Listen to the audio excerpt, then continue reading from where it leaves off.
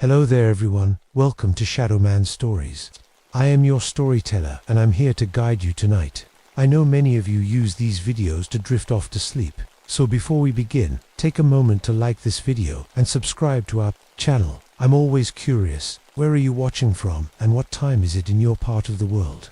Now, find your cozy spot and relax. My name is Robert Eaglefeather, but everyone calls me Bobby. I'm a park ranger at Canyon de Chelly National Monument in Arizona. Been doing this job for 11 years now, since I was 18. My grandmother always said our family name means sky messenger, and maybe that's why I ended up protecting this sacred place. November 1976 was colder than usual. The wind never stopped blowing through the canyon walls, making sounds like voices in the dark. I should have known something was wrong right then. Animals know things before people do, and I hadn't seen a single bird or coyote for 3 days. I grew up hearing stories about skinwalkers from my grandmother. She'd whisper them late at night, making me promise never to repeat them outside our family. Some things are better left sleeping, she'd say. Some hungers should never be fed. I always thought they were just scary stories to keep kids from wandering off alone. I was wrong. The call came in on a Tuesday morning. Dr. Sarah Chen's archaeological team had missed their radio check for 2 days. They were studying the ancient petroglyphs in Spider Rock Canyon, trying to document symbols that were over 2,000 years old. Good people doing important work. I'd met them when they arrived 3 weeks earlier. Probably just radio trouble, I told my supervisor. Happens all the time out there. But my gut told me different. My grandfather always said, trust your gut. When you're in the canyon, the ancestors speak through feelings sometimes. I packed my gear and headed out. The hike to their camp takes about 4 hours on foot. No roads go that deep into the canyon, just red rock walls rising up on both sides, like the earth had been split open with a giant axe. Beautiful, but lonely. Cell phones don't work out there. You're truly on your own. The temperature dropped as I walked deeper into the canyon. My breath came out in white puffs, and my boots crunched on frost-covered sand. Not normal for November. In Arizona, not normal at all. I found their camp just before sunset. 5 tents arranged in a neat circle around a cold fire pit. Everything looked normal from a distance. To normal. No voices, no movement, just silence that felt heavy like a blanket. That's when I saw the bodies. Dr. Chen lay spread-eagled in front of the petroglyph wall, arms stretched wide like she was trying to protect the ancient symbols. The others were arranged around her in a circle. All 5 of them. Blood had dried, black on the red sandstone, but it was what someone had done to the petroglyphs that made my stomach turn. The sacred symbols had been scratched out, gouged deep into the rock. In their place, someone had painted new symbols using the victim's blood. Twisted versions of protective signs my grandmother had taught me. Like someone had taken our holy words and turned them inside out. I'd seen death before. Car accidents, heart attacks, even a murder in town. But this felt different. Wrong in a way that made my skin crawl. The air itself seemed sick. I was reaching for my radio when footsteps crunched behind me. Terrible thing, a woman's voice said. I spun around. A tall woman in a FBI jacket stood at the edge of camp. Short brown hair, pale skin, maybe 30 years old. Professional looking. She held up her badge. Agent Patricia Holmes, Federal Bureau of Investigation. I got here about an hour ago. How? I asked. I'm the only one with a key to the access. Rhodey, she smiled. Helicopter. We heard about the missed radio calls and decided to check it out. Good thing too. She looked at the bodies and shook her head.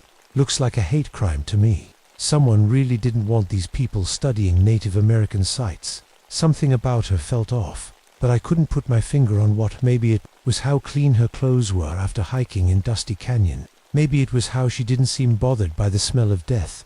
Or maybe it was how she kept staring at me instead of the crime scene. We need to call this in, I said. Already did. Crime scene team will be here tomorrow morning. She pulled out a notepad. I need to ask you some questions about the victims and about local customs. Someone with your background could really help with this case. Local customs. My background. She said it like she already knew things about me. The wind picked up, whistling through the canyon walls.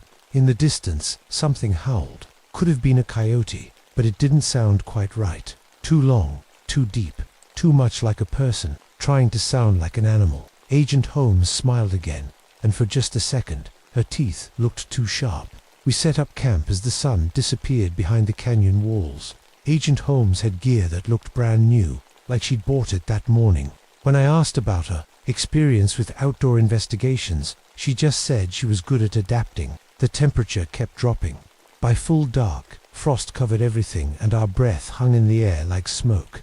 I built a fire while Holmes examined the bodies with a flashlight. She worked quietly, taking photos and notes. Strange, she said. After a while, no signs of struggle, no defensive wounds. 5 healthy adults, just let someone kill them one by one. Maybe they were drugged, I suggested.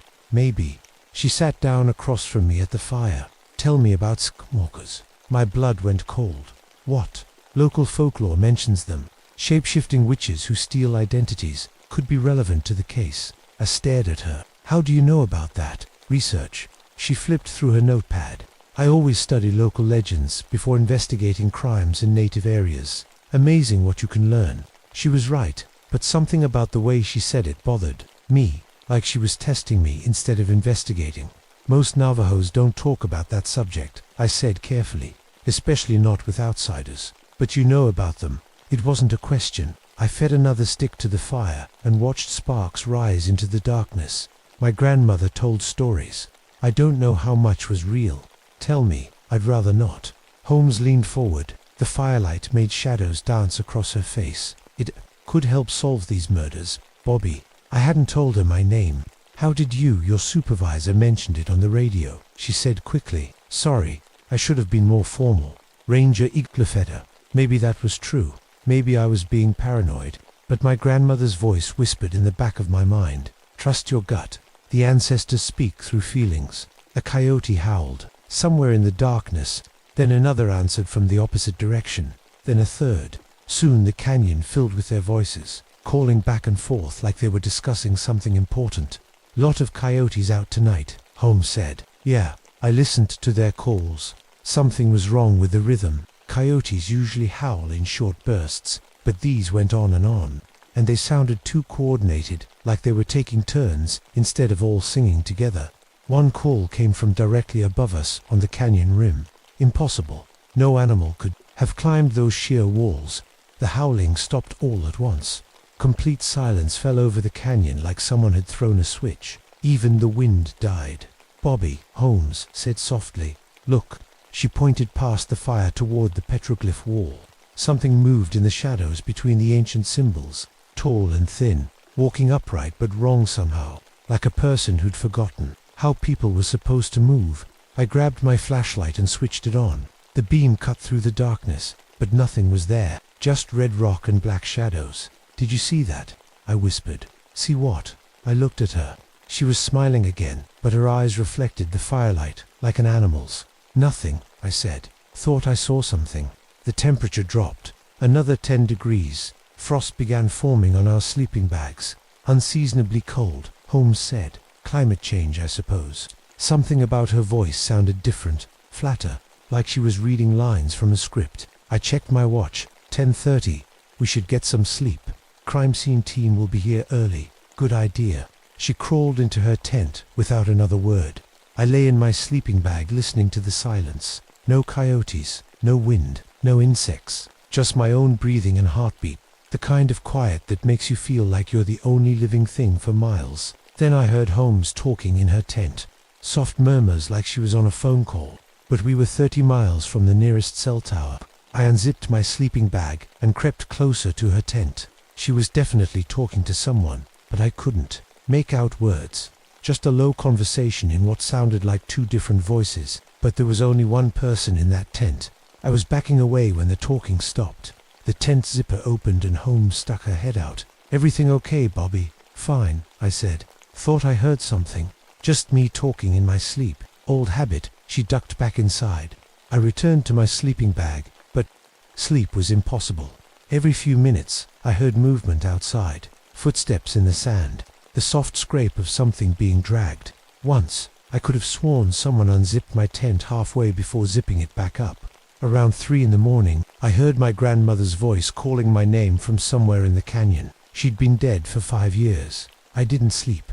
When gray dawn light finally crept into the canyon, I felt like I'd been awake for a week. Holmes emerged from her tent looking perfectly rested. Hair neat, clothes clean. Sleep well? She asked. Fine. I started making coffee on my camp stove. When will the crime scene team arrive? Change of plans. She sat on a rock and pulled out her notepad. Helicopter had mechanical problems. Won't be here until tomorrow. I stared at her. You just found out. Radio call an hour ago. She tapped her earpiece. Federal frequency. I hadn't heard any radio calls, and I'm a light sleeper on good days. We should hike out and report in person, I suggested. Can't abandon a crime scene.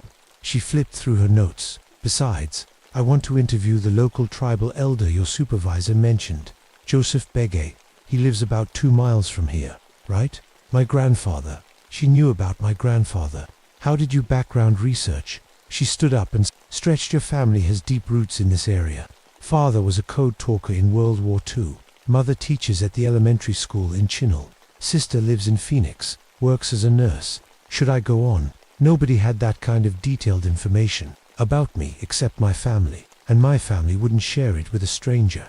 I think we should leave, I said. Why? Her eyes locked onto mine. Something wrong, Bobby. The way she said my name made my skin crawl. Too familiar to knowing. I dumped the coffee and started packing my gear. Weather's getting worse. We need to get out before we're snowed in. It's Arizona in November. She laughed, but it sounded forced. Snow's not exactly common. As if to prove her wrong, white flakes began falling from the gray sky. Big, heavy flakes that landed on the warm sand and didn't melt. Holmes stared at the snow with a strange expression. Well, she said, that's unusual. We hiked toward my grandfather's hogan in silence. The snow fell harder with each step, covering the red sandstone in white that looked wrong somehow. Too white, too clean. I kept checking over my shoulder. Sometimes I caught glimpses of something following us. Never a clear look, just movement. In my peripheral vision, when I'd turned to look directly, nothing was there. Jumpy today, Holmes observed. Just tired. Maybe you should have slept instead of wandering around camp all night. I stopped walking. I never left my tent. She smiled. I saw you, Bobby, around midnight. You walked right past my tent and into the canyon. Gone for about an hour. That was impossible. I'd been awake all night, listening to every sound. I would have known if I'd gotten up. You're mistaken, am I? She pulled out her phone and showed me a photo. It was taken with night vision, green and grainy, but clear enough. A figure that looked exactly like me, walking away from our camp into the darkness. But I had never left my tent. My grandfather's hogan sat in a small clearing surrounded by juniper trees. Smoke rose from the chimney, and his old truck was parked outside. Everything looked normal, which made me more nervous. Grandfather Joseph opened the door before we knocked. He was 83 years old, weathered like old leather, but his eyes were still sharp as obsidian. Bobby, he said in Navajo, you shouldn't have come here. This is Agent Holmes, I said in English. She's investigating the murders. My grandfather looked at Holmes for a long moment. His expression never changed, but I saw his hand move to the medicine bag at his belt. Federal agent, he said slowly. From where? Phoenix office, Holmes replied. I understand you know local folklore about shapeshifters. His grandfather's face went stone cold. In our culture, you don't discuss skinwalkers with strangers, ever. But he answered her question. Some things hunt in the desert, he said. Some things steal faces and voices. Some things should never be fed. Fed with what? Life, memory, the things that make us human. Holmes wrote everything down in her notepad. Have you seen anything unusual lately? Yes. He looked directly at her. I see one now. The temperature in the room dropped 10 degrees. Holmes stopped writing. Excuse me, you asked the wrong questions, grandfather said. You know answers before you ask. You study my grandson like prey studies prey. Holmes laughed nervously. I'm just doing my job. A youth's grandfather walked to a wooden chest in the corner and pulled out a small leather pouch. Bobby, come here. I walked over. He opened the pouch and showed me what was inside. Turquoise arrowheads, corn pollen, and something that looked like ash. From your grandmother, he whispered in Navajo. She knew this day would come. He pressed one of the arrowheads into my palm. It was warm despite the cold air. What are you giving him? Holmes asked. Protection, grandfather said, from things that hunt wearing stolen faces. Holmes' expression changed. The fake friendliness melted away, replaced by something cold and calculating. When she spoke again, her voice was different, deeper, older. Old man thinks he's clever. I think I know what you are, grandfather replied. Outside, something howled. Not a coyote this time. Something that had never been an animal at all. Holmes smiled, and her teeth looked sharp as broken glass. Then, you know why I'm here. The thing wearing Agent Holmes' face tilted its head like a curious dog. Bobby's grandmother told such interesting stories, it said in Holmes' voice, but sometimes she told them in his mother's voice. Sometimes his father's. Sometimes voices of children who died long ago. My blood turned to ice. What did you do to Agent Holmes? Found her 3 weeks ago, wandering, lost in the desert. She was so helpful. Told me all about federal procedures, about you, about your family. The smile widened. She lasted longer than most. Grandfather stepped between us. Get out of my home. I don't think so. The thing stood up, and its shadow on the wall didn't match its body. The shadow had many limbs, moved wrong, stretched in directions that shouldn't exist. You disturbed something that should have stayed buried. It continued. That archaeological team found a grave. A witch doctor, executed by his own people over a century ago. Starved to death in a cave, dreaming of revenge. Its voice kept changing. Sometimes Holmes, sometimes a man's voice, sometimes children whispering in harmony. They broke the seal, fed me with their fear, their memories, their lives. 5 minds to feast on, 5 faces to wear. But I was still hungry. Grandfather reached into his medicine bag. The thing moved faster than anything human could move. Crossing the room in a blink, it grabbed his wrist with fingers that were too long, too sharp. No more tricks, old man. Bobby, grandfather gasped. The cave, Spider Rock Canyon. 3 more, alive. The thing turned toward me, and its face shifted. For a moment, it was Holmes. Then it was Dr. Chen, eyes wide with terror. Then it was my grandmother, but wrong, her features twisted with hunger. They're waiting for you, it said in my grandmother's voice. Come feed me, Sky Messenger. I gripped the turquoise arrowhead and ran. Snow fell harder now, turning the world white and strange. Behind me, something crashed through grandfather's door. Not human footsteps, but the sound of claws on wood, of things that shouldn't exist moving through the real world. I ran toward Spider Rock Canyon, following footprints in the snow that hadn't been there 5 minutes earlier. The prints changed. As I watched, human boots became bare feet, became paw prints, became something with too many toes. A howl echoed through the canyon, but it came from above and below and all around me at once. The sound of something that could be anywhere, be anyone. I found the cave hidden behind a rockfall near the base of Spider Rock. Fresh scratches in the stone showed where the archaeologists had broken through. The entrance was dark, but I heard voices inside. Help us, Dr. Martinez called. Please, someone help us. I pulled out my flashlight and stepped inside. The cave stretched back into darkness, carved from red sandstone and decorated with symbols that hurt to look at. Not Navajo symbols, something older and hungrier.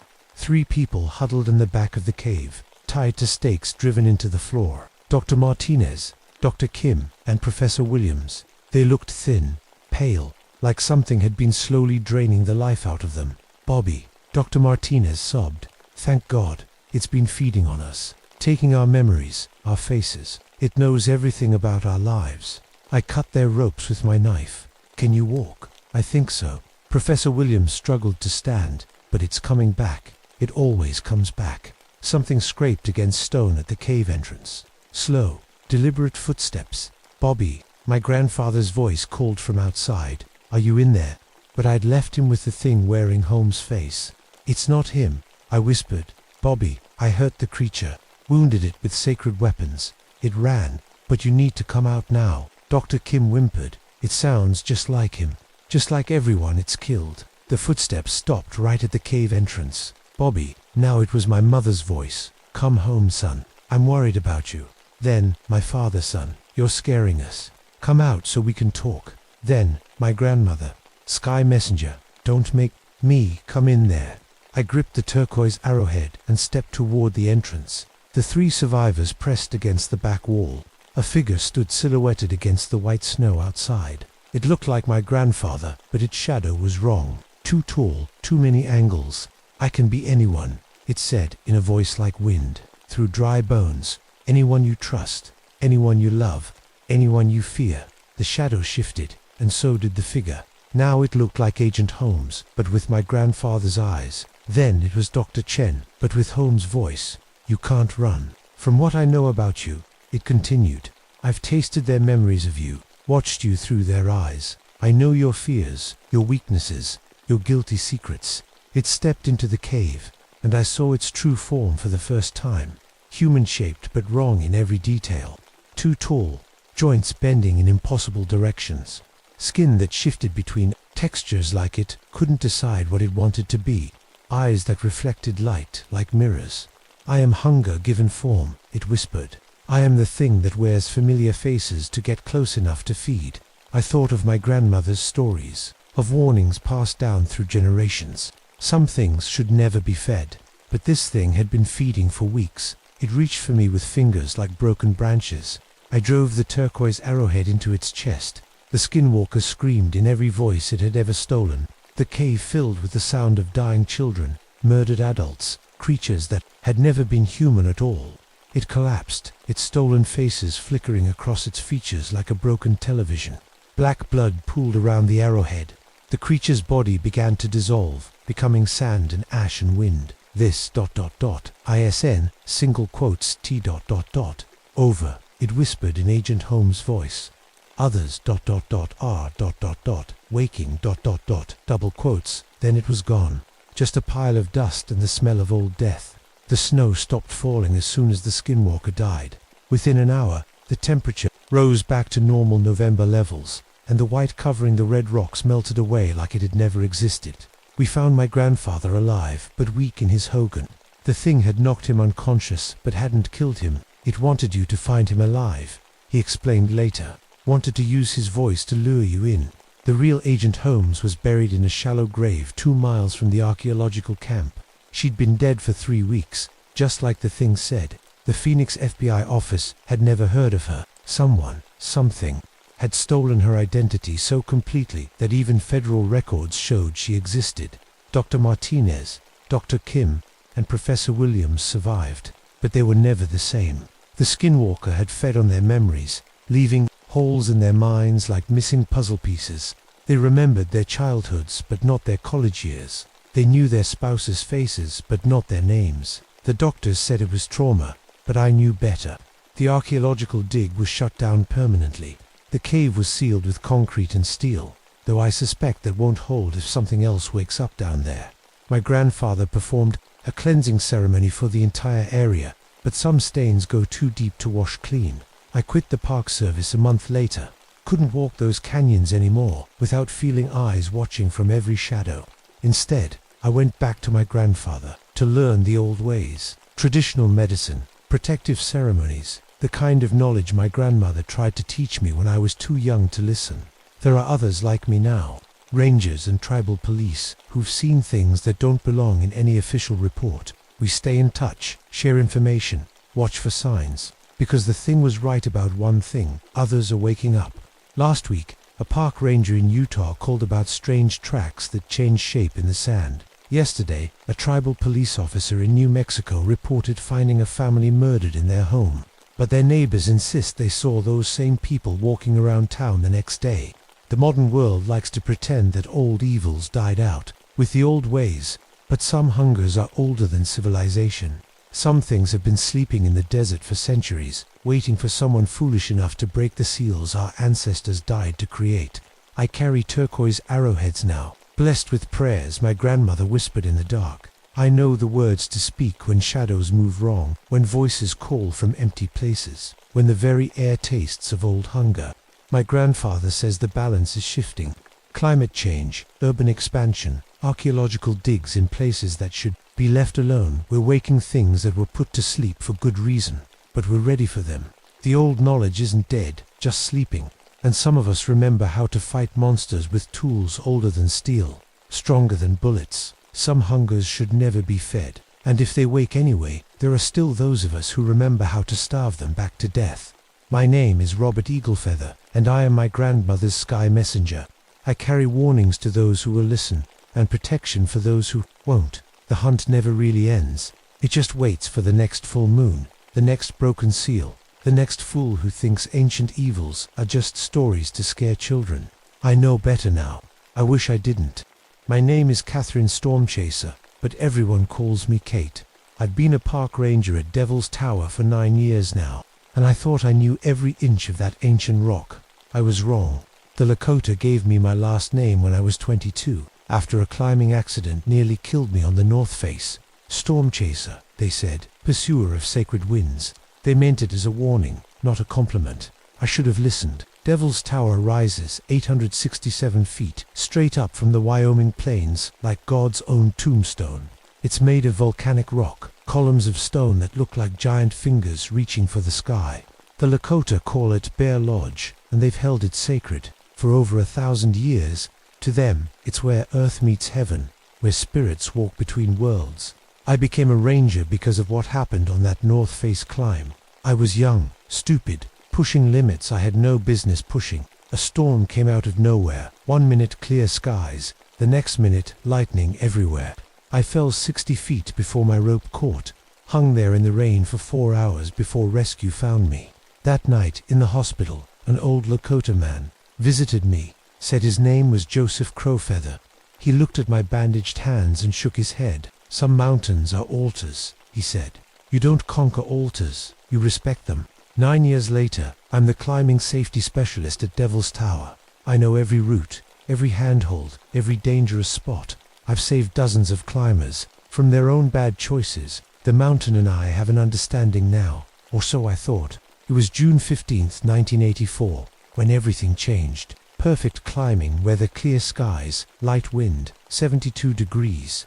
I was checking equipment in the visitor center when the radio crackled. Kate, we've got a problem on the south face. Team of 4 climbers, all experienced. They're not responding to calls. I grabbed my gear and headed out. The south face route is popular but tricky. Lots of loose rock, some tricky overhangs. Nothing a good team couldn't handle, especially on a day like this. But as I hiked toward the tower, something felt wrong. The air was too still, no birds singing. Even the prairie dogs had gone quiet. The hair on my arms stood up like before a lightning strike, but there wasn't a cloud in the sky. I found the first body at the base of the tower. His name was Michael Chen, 28, from Colorado. I'd met him that morning when his team checked in. Nice guy, careful climber, good equipment. Now he lay twisted on the ground. His climbing harness melted to his body. Lightning strike. Had to beat the burn. Patterns were unmistakable, those spiderweb scars that electricity leaves on skin. But Michael wasn't just burned. He was torn. 3 parallel gashes ran across his chest, each one 4 inches wide and deep enough to reach bone. I called for backup and started climbing. The other 3 were still up there somewhere. Found the second body at the first belay station, 60 feet up. Same burns, same claw marks. His rope was cut clean through, but not by any tool I'd ever seen. The edges were melted, fused. That's when I noticed the smell. Sharp, metallic, like the air after lightning strikes. But underneath that was something else, something wild and predatory, like a hawk's nest.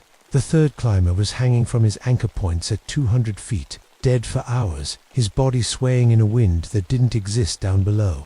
As I rappelled down to check him, I found something that made my blood freeze. A feather, 4 feet long, black as midnight, with an oily sheen that caught the sunlight. No bird on earth grows feathers that big. I radioed for the helicopter evacuation team and kept climbing. One more body to find, and I wasn't leaving anyone on my mountain. But when I looked up at the clear blue sky, I saw something that shouldn't have been there. A shadow, huge and moving, sliding across the rock face above me. The shadow of wings that spanned 40 feet. I froze on the rock, face 150 feet up, staring at that shadow. It moved against the wind, circling the tower like a vulture, but no vulture ever cast a shadow that size. The fourth climber's name was Sarah Martinez. I found her at 300 feet, wedged into a crack in the rock. Unlike the others, she was still alive. Kate, her voice was barely a whisper. Thank God. THOUGHT. I thought it was coming back. What was coming back? I secured my anchor and started first aid. She had the same burns as the others, but not as severe. Still conscious, still breathing. The bird, she said. Biggest damn bird I ever saw. Wings like airplane wings. It came out of nowhere.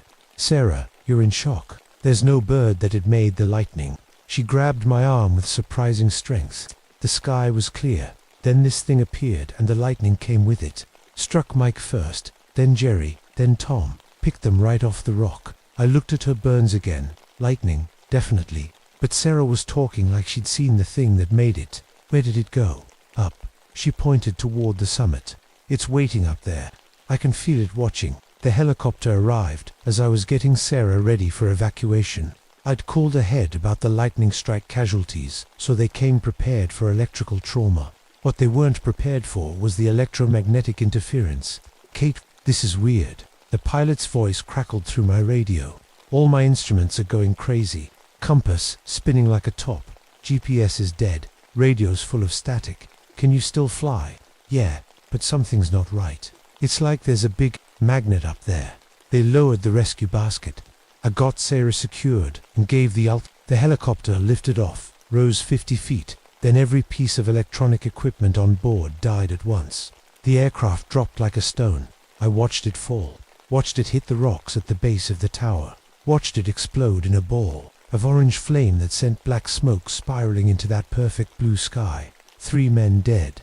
Sarah probably dead too, if she'd survived the crash at all. And I was alone on Devil's Tower with whatever had killed them. That's when I met Dr. James Whitlock. He was standing at the base of the tower when I rappelled down, a tall, thin man with wire-rimmed glasses and more electronic equipment than a NASA launch. Meteorologist from the University of Wyoming, he said. He'd been monitoring some unusual weather patterns in the area. Unusual how? I asked, still shaky from watching the helicopter crash.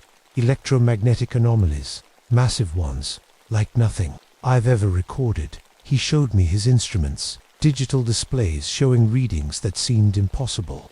The electromagnetic field around this tower is off the charts. It's like there's a massive generator inside the rock. Any idea what's causing it? None whatsoever. But it started 3 days ago, right around the time the climbing accidents began. I told him about the 4 dead climbers, about the burns and the claw marks, and the impossibly large feather. He listened without interrupting, occasionally checking his equipment. He said claw marks. 3 parallel gashes, each about 4 inches wide, cut right through climbing harnesses and into bone. Whitlock was quiet for a long moment.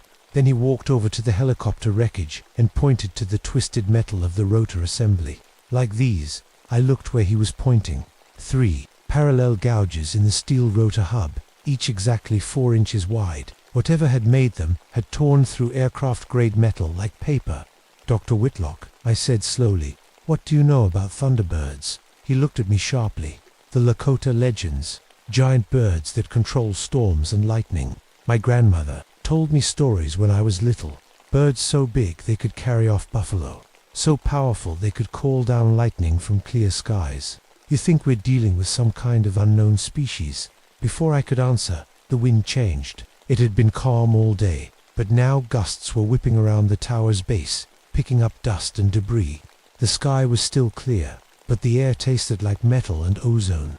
Whitlock's equipment started screaming alarms. Electromagnetic spike, he shouted over the rising wind. Massive energy buildup. That's when we saw it.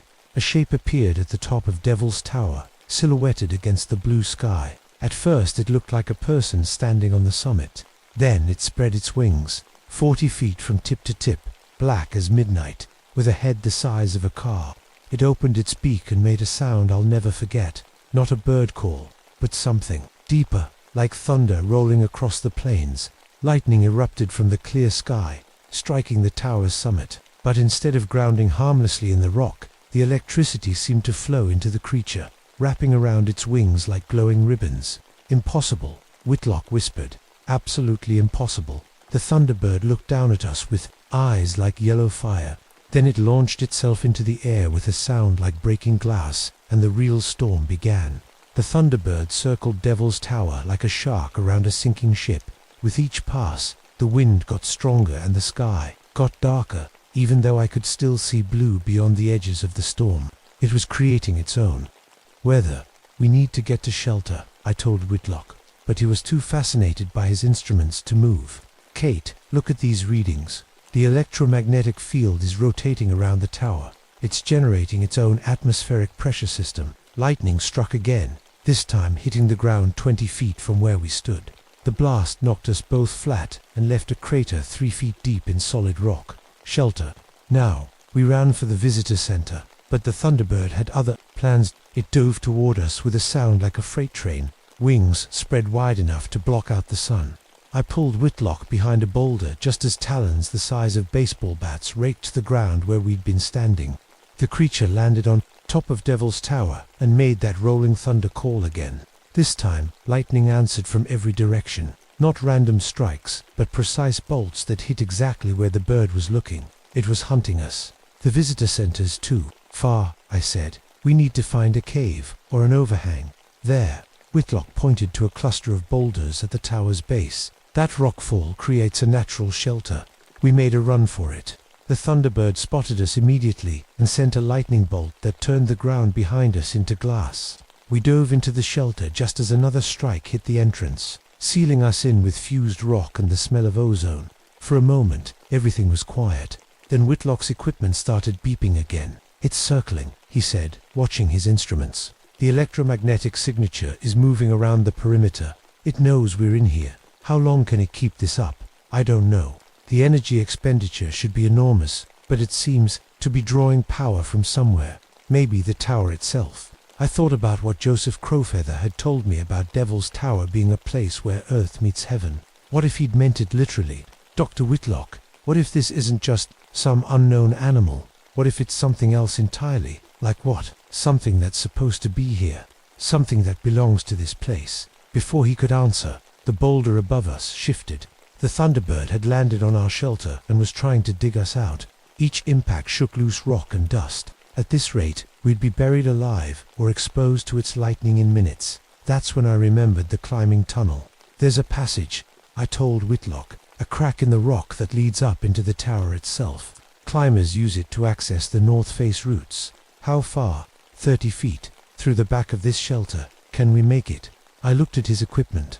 "Not with all that gear." Whitlock stared at his instruments for a long moment. 9 years of research data, he said. His life's work. But the Thunderbird hit our shelter again, and more rocks came down. "Leave it," he said. We crawled to the back of the shelter and found the entrance to the climbing tunnel. It was barely wide enough for one person, a natural crack in the volcanic rock that angled up into the tower's interior. I went first, with Whitlock close behind. The tunnel was dark and narrow, with just enough room to squeeze through. Behind us, I could hear the Thunderbird tearing apart our shelter, getting closer with each strike. We emerged inside Devil's Tower itself, in a natural chamber about the size of a small room. I'd been here before during rescue training, but never under these circumstances. The walls were smooth volcanic rock, and the only light came from a narrow opening above that led to the surface. "We should be safe here," I said. "The rock will insulate us from the electromagnetic effects." I was wrong. The Thunderbird appeared at the opening above us, blocking out the light. Its yellow eyes looked down at us with an intelligence that was definitely not animal. When it opened its beak, I heard something impossible. Words in Lakota. *waste. Esniwa. Tur. Esni*. Not good. Not good. Whitlock grabbed my arm. "Kate, did that thing just speak?" "Yeah." I stared up at the creature. "It's trying to tell us something." The Thunderbird called out again, longer this time. *Makog. Wakog. Ichi Wakog. Sacred Earth. Sacred come. It's talking about the tower, I realized. This is sacred ground. One Jalopy King Hoyohi have arrived. That's when I understood. The climbing team hadn't just been in the wrong place at the wrong time. They'd been climbing during Vision Quest season, on routes that the Lakota considered sacred. Routes that were supposed to be off limits to outsiders. The Thunderbird wasn't hunting random victims. It was defending its territory. And we were trespassing. The creature pulled back from the opening, and for a moment I thought it was leaving. Then lightning filled the chamber, striking the walls around us with surgical precision. Not trying to kill us, not yet, but making a point. This was its place. We didn't belong here. Akazita Wangzi, one warrior, the Thunderbird, was looking directly at me now. Its voice filled my head without going through my ears. *Makog. King Akazit, Oyakapi, King Ani, KTE, acute. Asterisk defend the sacred earth. If you speak truth, you will live. I looked at Whitlock, then back up at the creature. I think it wants to talk to me, alone. Kate, that's insane. It killed 4 people. 4 people, who violated sacred ground during ceremony season. But it's giving me a choice. The thunderbird spread its wings, and lightning danced between the feathers like captured starlight. The message was clear. Choose now. Dr. Whitlock, I said, if I don't come back, tell the tribal council what happened here. Tell them the spirits of Devil's Tower are still active. Kate, don't. But I was already climbing toward the opening, toward the thunderbird that waited at the top of the sacred mountain, toward the test that would decide whether I lived or died. Climbing out of that chamber was the hardest thing I'd ever done. Not because of the rock, I could climb Devil's Tower blindfolded, but because I could feel the thunderbird watching every move, deciding whether to let me reach the top or strike me down with lightning. I emerged onto the summit as the sun was setting, painting the creature's black feathers with red and gold. Up close, it was even more massive than I'd thought. Standing upright, its head reached 15 feet above the ground. Its eyes were ancient, intelligent, and completely alien to anything I'd ever seen. The thunderbird didn't move as I pulled myself onto the flat summit. It just watched, waiting for something. Mak Orhi, Akiaita, it said, the words forming directly in my mind. Sacred Earth Defender. I'm a park ranger, I said out loud, not sure if it could understand English. I protect this place. Asterisk, Hel Zeke, Tok, Haye, Wanjilopi, Hayo Hippie. Not so. First, the sacrilege makers arrived. Asterisk images flooded my mind. The climbing team 3 days ago, laughing as they set up their ropes on the south face. The route they'd chosen was part of the traditional Vision Quest path, a sacred way that young Lakota warriors had climbed for generations to receive visions from the sky spirits. But the climbers hadn't known. To them, it was just another challenging route on an interesting rock formation. They'd had no idea they were violating something sacred. Asterisk, Wanjilopi, Kiktapi, Ta Yella, the sacrilege makers were killed. Necessarily. Asterisk, they didn't know. I said, they weren't trying to be disrespectful. The thunderbird cocked its massive head, studying me. Asterisk, honk, SLOL, weighs knee, hey, Makog Wakog, hey Hayata Hagag, Ekikog Pi. So ignorance excuses. Sacred earth has been thus defiled. For how long? More images, decades of climbers on the sacred routes, tourists treating Devil's Tower like a playground, commercial climbing guides making money off spiritual paths, all of it building up, year after year, until something finally snapped. You're the guardian, I realized. You've been sleeping, but the violations woke you up. Asterisk Max Scan, Wazakok, Wanjilapi, Ikakopi, Nakun, Hiana. Correct. White man's sacrilege was done too much. Until now. Asterisk the thunderbird spread its wings, and lightning began to gather in the darkening sky. Not the random electricity of a natural storm, but controlled power that responded to the creature's will. Asterisk, Nakaz Nai Haunt, Nanpa, Lakota, We Nakun, Wazakak, We Nakun, Slow Nikingag, Tokesta Ekamog, Kater Hay. But you, 2 hearts, Lakota blood and white blood, both if you understand. What will you do? That's when I understood the real test. The thunderbird wasn't just defending Devil's Tower from individual climbers. It was trying to protect the sacred nature of the entire place, and it was asking me to choose sides. I can set up protection protocols, I said. Keep climbers off the sacred routes during ceremony seasons. Work with the tribal council to establish proper respect for this place. Asterisk, Halwazikak, Nahunpi, KTXNI, He, Ikas, Wazil King Ona, Wikimna, Topa Wazikak Hippie. And then the whites will not listen. Already this moon, 40, whites came despite the warnings. Asterisk, it was right. Even with posted warnings and tribal requests, Cliffers ignored the restrictions. Money talked louder than respect, and Devil's Tower brought in millions of tourism dollars every year. The thunderbird took a step closer, and I could feel the power radiating from its feathers. Electric potential, strong enough to turn me into ash with a single thought.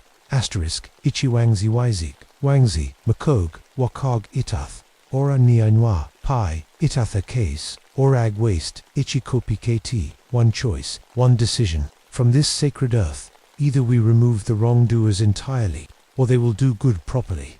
Asterisk, I looked around the summit of Devil's Tower. From up here, I could see 4 miles across the Wyoming plains. Lights were starting to come on in the towns below. People going about their normal lives, having no idea that an ancient spirit was deciding whether to declare war on modern civilization.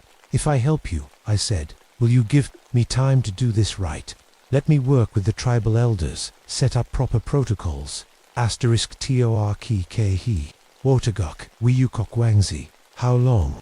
1 changing of seasons. Asterisk, 1 season. 3 months to completely restructure how Devil's Tower was managed, to convince tourists and climbers to respect Lakota's sacred traditions, to somehow balance conservation with commerce. Impossible, but the alternative was worse. And if I can't make it work? The thunderbird's eyes blazed with yellow fire. Lightning struck the ground around the summit, close enough that I could feel my hair standing on end. Asterisk, Halemi Tower, Kuti, Oragsni, King Usig, Wishaktipi, Kiti, Makog, Wakagihanga, Wazikak, Yipi, Kiti Yesni. Then, it will be mine. All the wrongdoers will be killed. From this sacred earth, whites will never come again.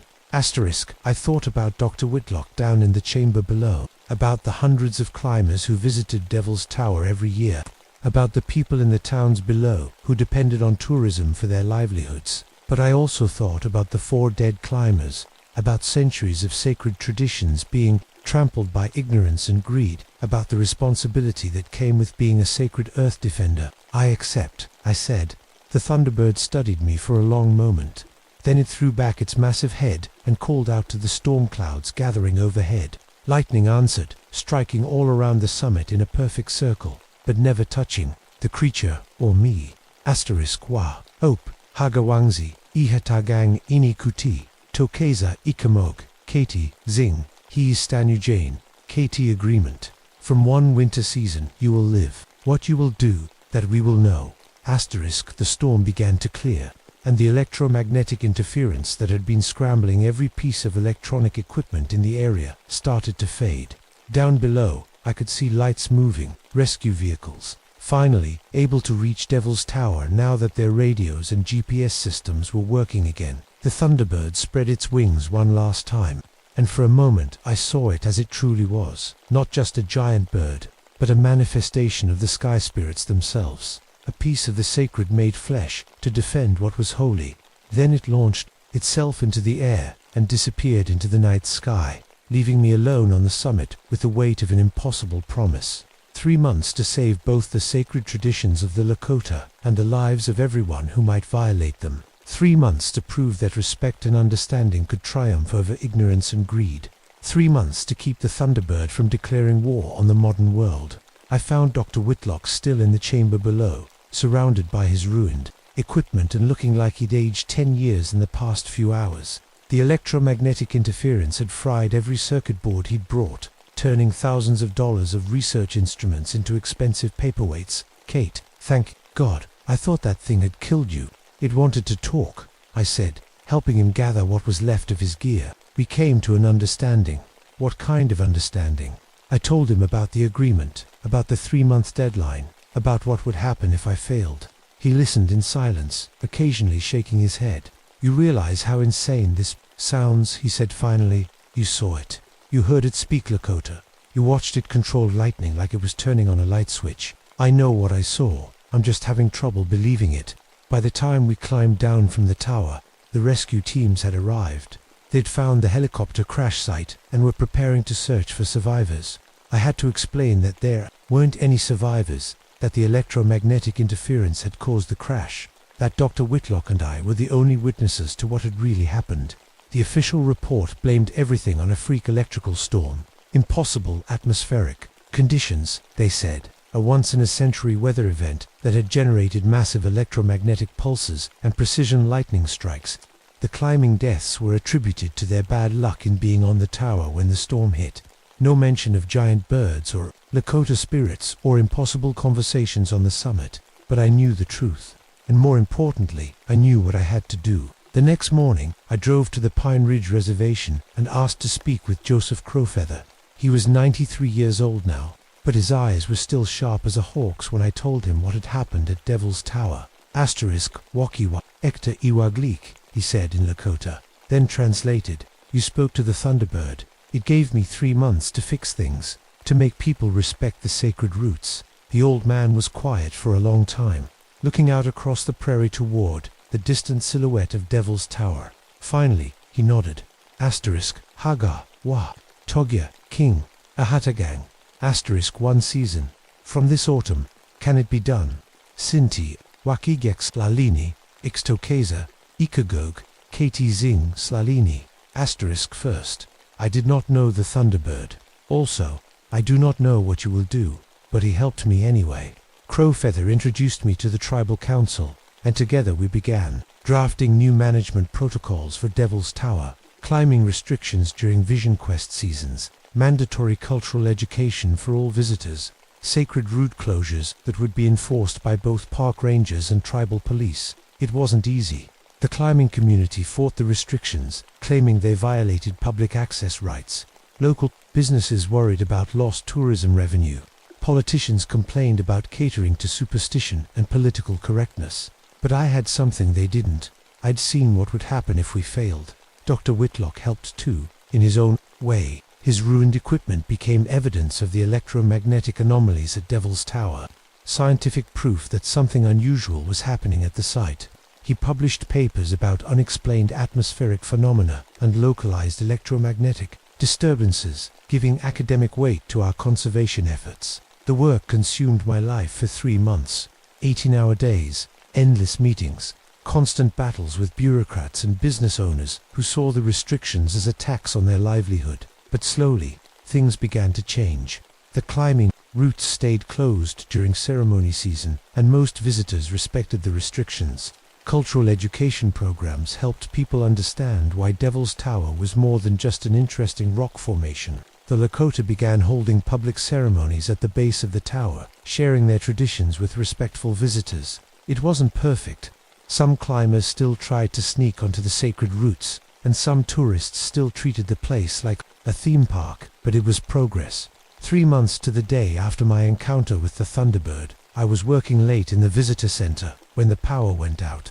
Not a mechanical failure, the lights simply faded to black, and all the electronic equipment went silent. I walked outside and looked up at Devil's Tower, silhouetted against the star-filled sky. The Thunderbird was perched on the summit. I couldn't see it clearly in the darkness, but I could feel its presence, its enormous eyes watching the changes we'd made, evaluating whether the agreement had been kept. For a long moment, nothing happened. Then the creature spread its wings and called out across the prairie, not the rolling thunder of anger I'd heard before, but something different, something that sounded almost like approval. The power came back on. The Thunderbird was gone, but I knew it was still there, somewhere in the space between earth and sky, watching over its sacred mountain, waiting to see if the respect we'd established would last, or if the old ways of ignorance and exploitation would return. That was 5 years ago now. The restrictions are still in place, and Devil's Tower has become a model for how to balance conservation with cultural respect. Visitors come from around the world to learn about Lakota traditions and the spiritual significance of sacred sites. I'm still the climbing safety specialist, but my job has changed. Instead of just teaching technical skills, I teach respect. I tell every climbing group about the history of this place, about the people who held it sacred long before any white person ever set foot in Wyoming. I don't tell them about the Thunderbird. That's not a story for tourists. But sometimes, on clear nights when the wind is just right, I can hear wings beating high above the tower, and I know that some promises are meant to be kept forever. Some mountains are altars, and some spirits never sleep. They just wait, watching from the sky, ready to defend what's sacred. The end.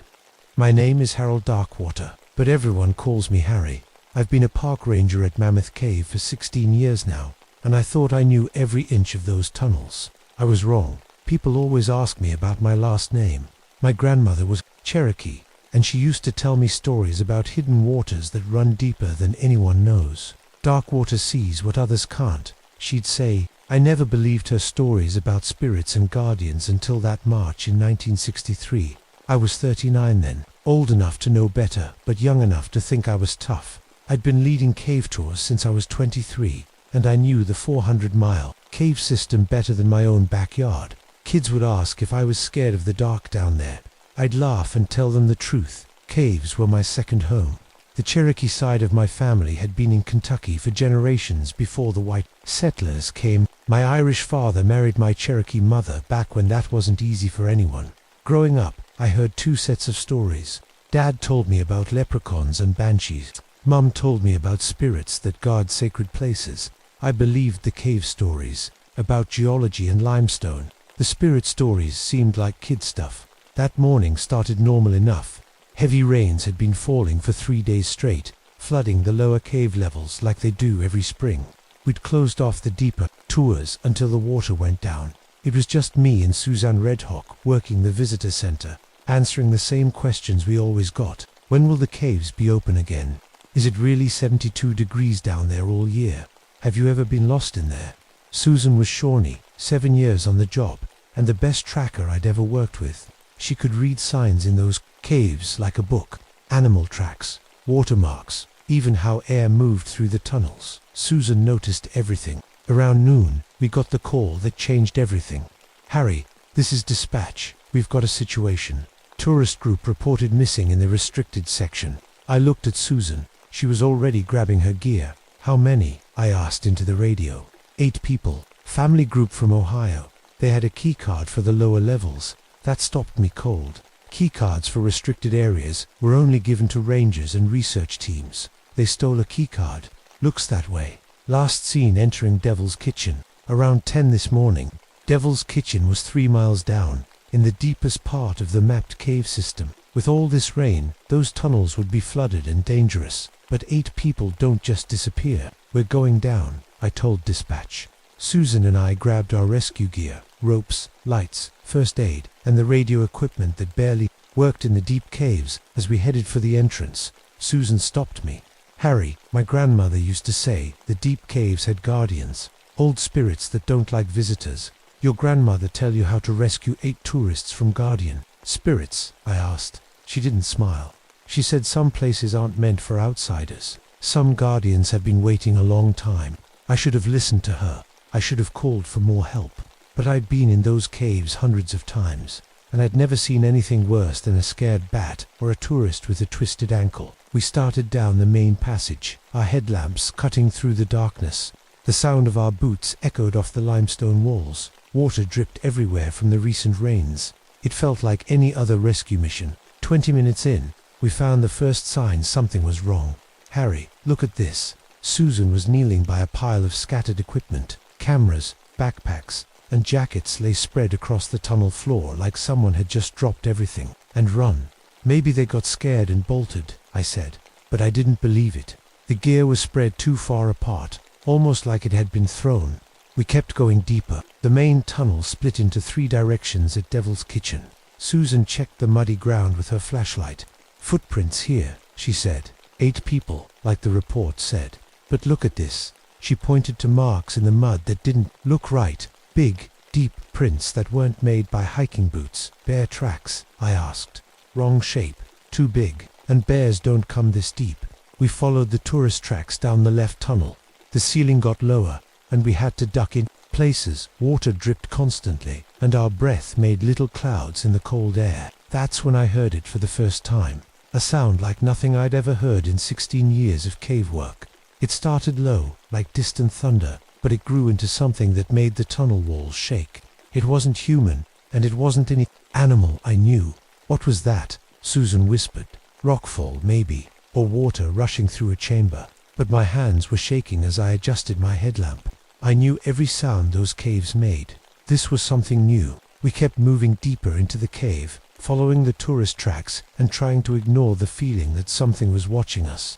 The tunnel opened into a chamber I'd never seen before, which was impossible. I'd mapped this section myself 5 years ago. "This shouldn't be here," I told Susan. The chamber was huge, maybe 50 feet across, with passages leading off in 4 directions. Old bones covered the floor, not scattered, but arranged in careful patterns like someone had placed them there on purpose. "Harry, these are old," Susan said, kneeling by a human skull. "Really old, and look how they're arranged." She was right.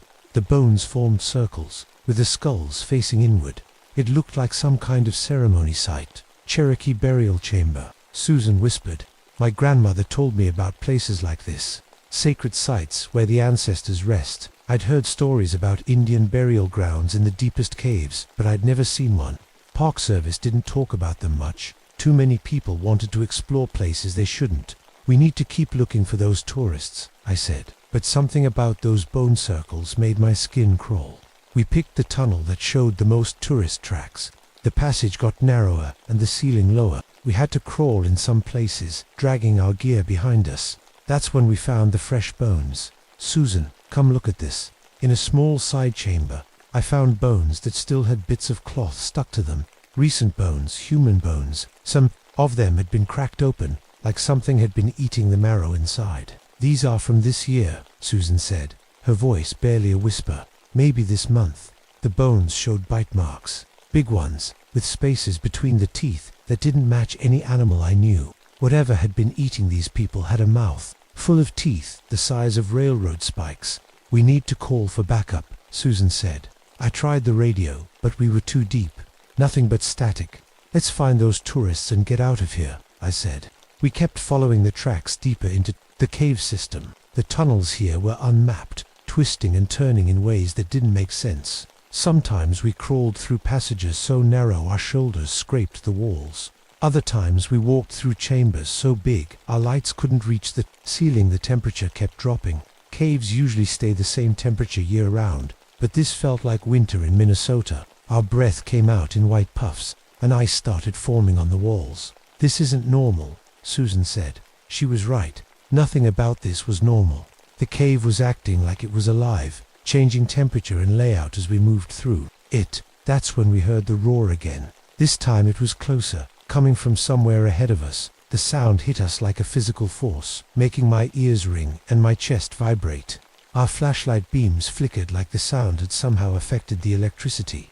We need to go back, Susan said, but I could see more tourist gear scattered. Ahead of us, a woman's purse, a child's jacket. We were close to finding them. Just a little further, I said. We crawled through another narrow passage and came out in the biggest chamber I'd ever seen. Our lights couldn't reach the far walls. Somewhere in the darkness, water dripped with echoes that went on forever. And in the center of the chamber, we found what was left of the tourist group bodies, or what used to be bodies, scattered around like a tornado had hit them. Some were just pieces. Others looked like they'd been shaken by something with jaws big enough to bite a person in half. Oh God, Susan whispered. But that wasn't the worst part. The worst part was how the bodies were arranged.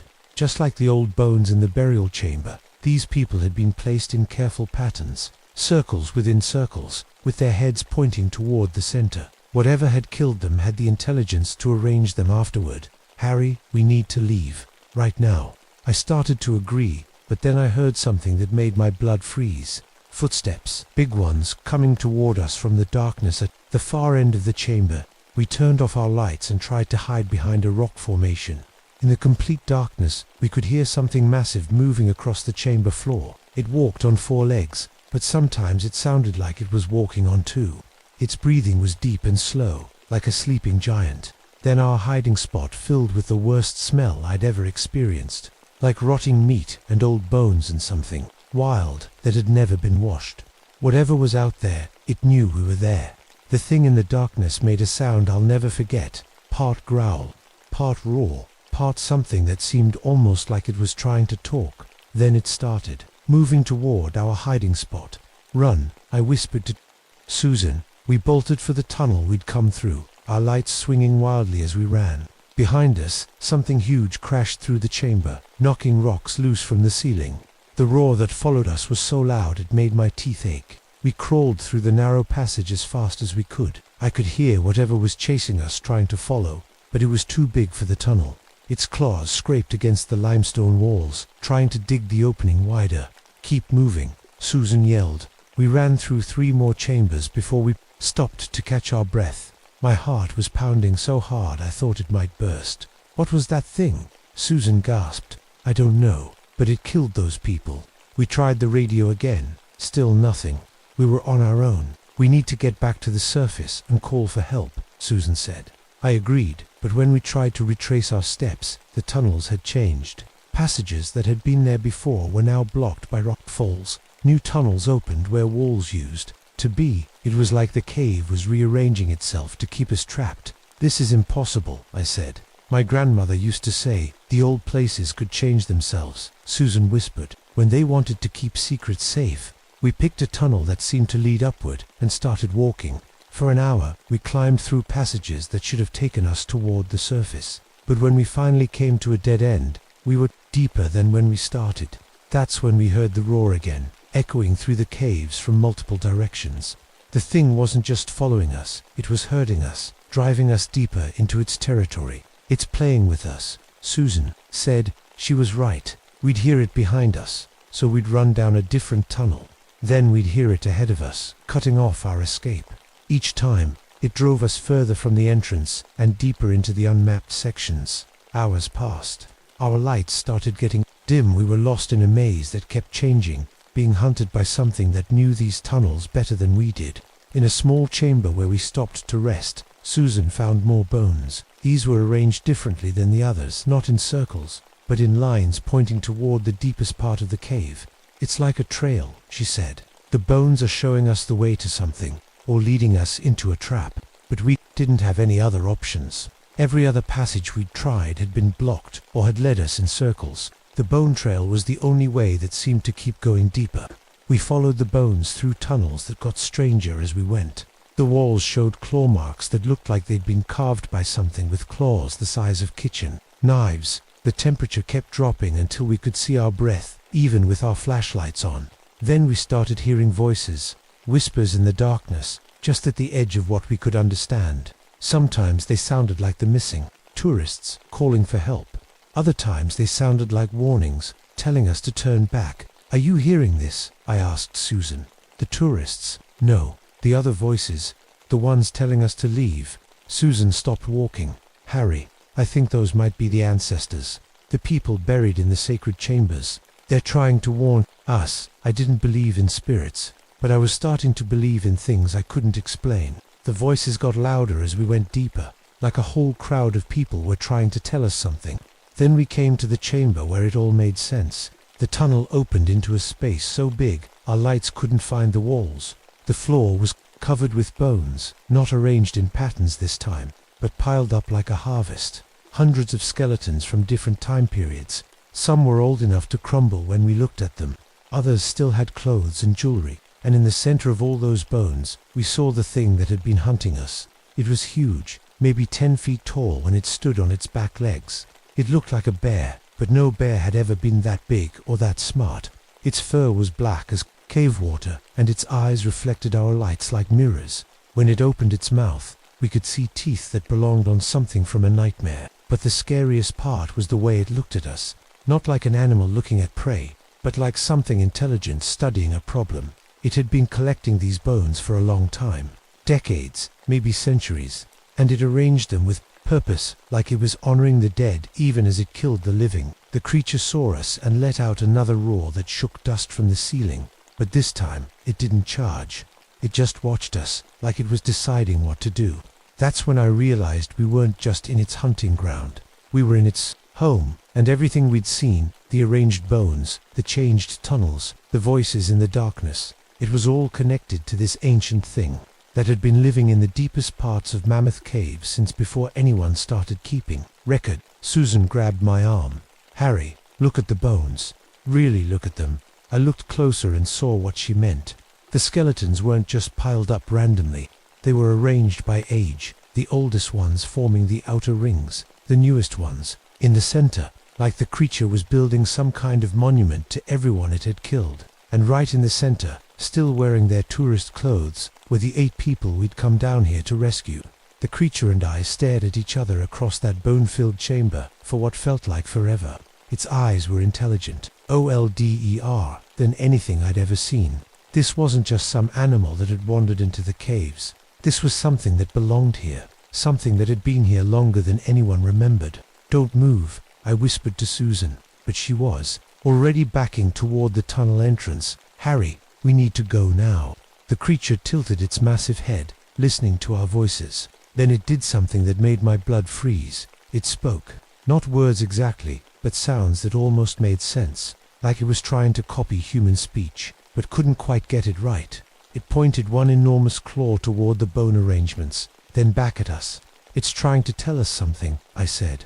"It's trying to decide how to kill us," Susan replied. But I didn't think so.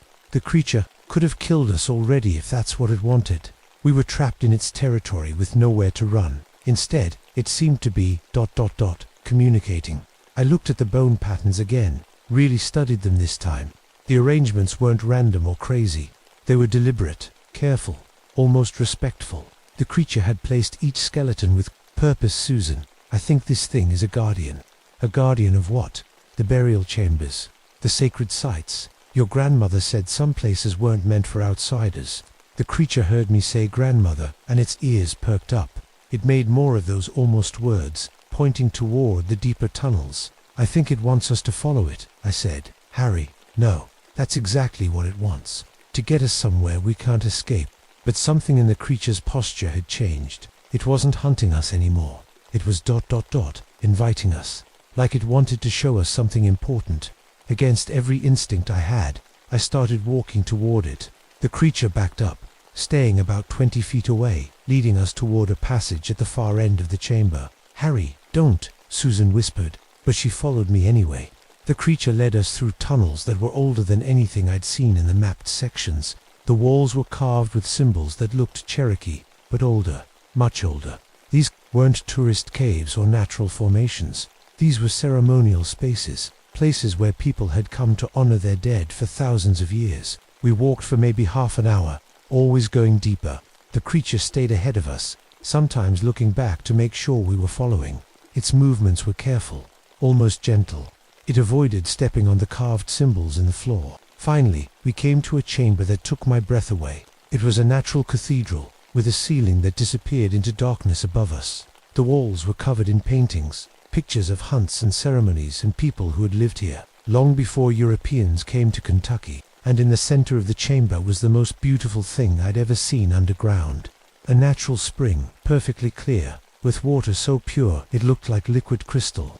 Around the spring, arranged in perfect circles, were the most carefully preserved skeletons I'd ever seen. These weren't scattered bones or random remains.